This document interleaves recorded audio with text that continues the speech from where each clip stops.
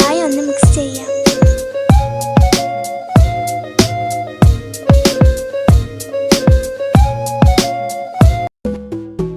ഇനി ഈ മിക്സ് നമ്മുടെ മാവിലേക്ക് ഒഴിച്ച് നന്നായി കുഴച്ചെടുക്കാം. വെള്ളം ഒട്ടും ചേർക്കാൻ പാടില്ല, അത് നന്നായി ശ്രദ്ധിക്കണം.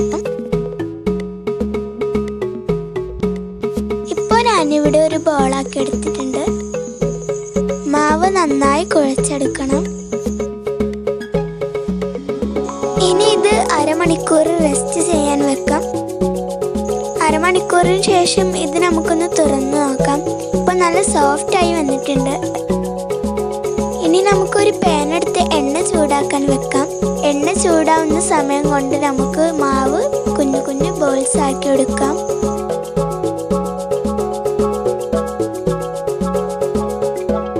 ഇപ്പോൾ ഞാൻ എല്ലാം ബോൾസ് ആക്കി എടുത്തിട്ടുണ്ട്. ഇനി നമുക്കൊരു പ്ലേറ്റ് എടുത്ത് ഇതിലേക്ക് നെയ്യ് സ്പ്രെഡ് ചെയ്ത് കൊടുക്കാം. ഇനി പഞ്ചസാര പാനി ഇതിലേക്ക് ആവശ്യമുണ്ട്, അതൊന്ന് തയ്യാറാക്കാം.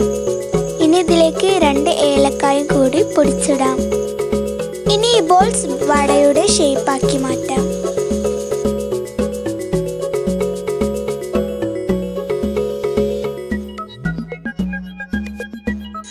ഇപ്പോൾ ഞാൻ എല്ലാ ബോൾസും വടയുടെ ഷേപ്പാക്കി മാറ്റിയിട്ടുണ്ട്.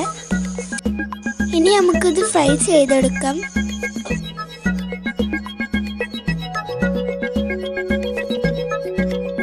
ഇത് മീഡിയം ഫ്ലെയിമിലിട്ടാണ് ഫ്രൈ ചെയ്തെടുക്കേണ്ടത്.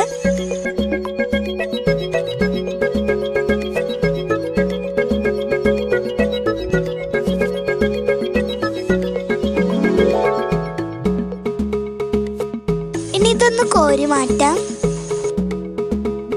ഇനി നമുക്ക് വട ഷുഗർ സിറപ്പിലേക്ക് ആഡ് ചെയ്ത് കൊടുക്കാം.